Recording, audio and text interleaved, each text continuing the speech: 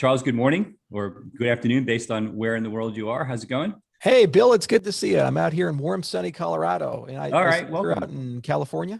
Yeah, I'm in Silicon Valley. So I got so many questions for you. Okay, so let's start with some basics, right? Because we don't have this is not a developer audience. Okay, so let's start with some basics. You're talking to my grandmother who has no idea.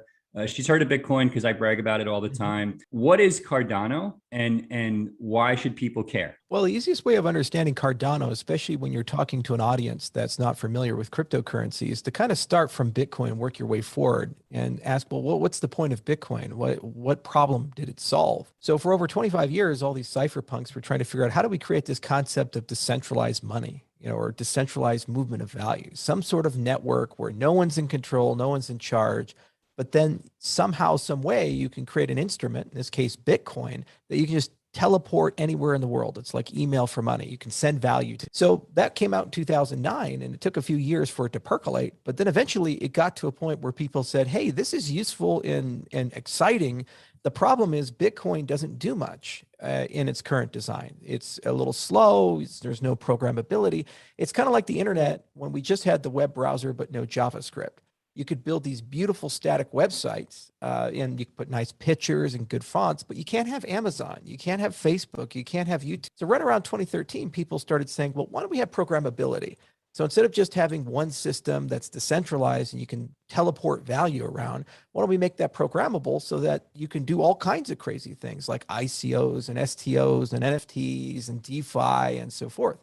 So that's where Ethereum came from. And that was kind of the second generation of cryptocurrency. He said, we like the decentralization. We like the kind of the Austrian economics or this concept of finite value. But then at the same time, we want programmability. So Mhm. that came out, created all these revolutions. And then people started saying things like, well, hang on a second here. This doesn't work so well with millions to billions of people. Hang on a second here. There's thousands of these things. We need standards and interoperability. We need to move value between the systems. We need oracles. We need metadata. Hang on a second here. These things are really hard to govern. If you remove a central actor and you need to update and modernize and upgrade these systems, who pays for that and who decides? So that Yep. problem of scalability, interoperability, and sustainability, we term the third generation cryptocurrency. And now a whole new class of blockchains are coming out that do the things Ethereum did. So you got your smart contracts and programmability, and the things that Bitcoin did. You've got your decentralization and that ability to teleport value everywhere, but they're also sustainable and scalable, interoperable. So those are the Solanas, and the EOSs, and the Harmony ones, and the Cardanos, and the Tezoses, and the Polkadots, and the Algorand's. It's a very diverse ecosystem. What makes us unique is that we didn't just start and say, here's a paper, we think this works. We were very science. So we started from first principles back in 2015, and 2016, 2017 were the two big years for this, where we just went and got a bunch of labs at University of Wyoming and Edinburgh and Athens and Texas, and Tokyo Tech. And we hired all these scientists. We just wrote papers. We wrote 111 academic papers. We Wow. went through an enormous amount of peer review,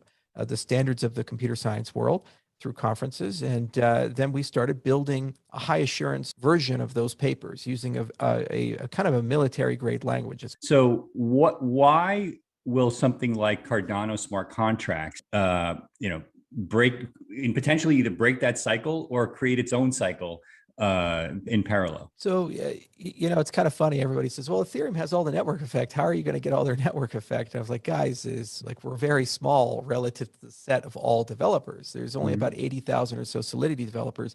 There's over 25.4 million developers in the world. Right. So it really comes down to use, utility, and markets that you're playing in. So one of the things that we did over the last 4 years is we built a lot of connections throughout Africa, and we've been systematically onboarding a lot of African customers into our system. Like, for example, the Ministry of Education deal we did in Ethiopia, 5 million people there. And there's a potential to grow that to 20 million over the next 24 to 36 months. So when we say, okay, who is actually going to be a real consumer of DeFi? Is it going to be some kid yield farming in New Jersey and it's mostly Ponzi-like behavior and it's probably going to get regulated very heavily in the next 24 months? Or is it a person who doesn't have a bank account who needs to get a loan and doesn't want to Yeah, pay 75% interest? totally. So when you look at these two demographics long term, 3 years, 7 years, 10 years, and I know we don't like to do that in our industry. It's always like when, moon, and what's happening tomorrow. But if you're building protocols that you want to change the world with, you have to have a longer time horizon. then you start realizing that there's not the right product market fit, not the right product market customer fit yet. So you proactively first have to bring the right customers in. Second, you have to understand there's a lot of B2B2C in the adoption of these protocols. So for example, if you get Microsoft as a client, you potentially have 2 billion customers. So no one's quite done that yet. But the reality is when Fortune 500 governments are procuring and going into these spaces, they look at things like stability. They look at things like assurance, because it's not about rapid growth like Silicon Valley thinks. It's about protection of the networks they already have. They have too much value at risk to risk rapid innovation. So you have to say, who's in the position right now to do high assurance software? No one ever got fired for buying an IBM software. That's certainly not Ethereum, where there's $600 million hacks, on a monthly basis, and people are in a rush to just get stuff out, and everything goes up and down 90% too quickly. So there needs to be a marketplace for sustainability and for assurance, and that's underutilized in our ecosystem. The other thing is, how do you bring those 25.4 million developers on board? Well, we have three strategies. We have the pond, the island, and the ocean. That's what I call it. The pond is kind of like what Ethereum does. So bolt on a copy of the Ethereum virtual machine and be interoperable with the 80,000 Solidity developers, and you can use all your Ethereum tooling in Cardano. That's coming. Just to be in English, so that means that if I have an ERC20 contract for a stable coin or some other token or an NFT 721 contract, in theory, that will be literally compatible. You can run it because it's like running the Java virtual machine. There's one on Android and there's one on Windows. And so they're different virtual machines, but your Java code will run in both environments. So that's part of the pond approach that you're. That's the pond that Vitalik created, this Cambrian pond that does all these things. And then the island is what we do with Plutus and Haskell. And that's for high assurance software for the big guys, the Fortune 500s, the aerospace industry, places where if it screws up, you lose billions of dollars or people die. And that is underutilized in our marketplace. And we think we can make great strides there. And the oceans, the 25 million developers, the C++ developers, the C developers, the Java developers, all these other people.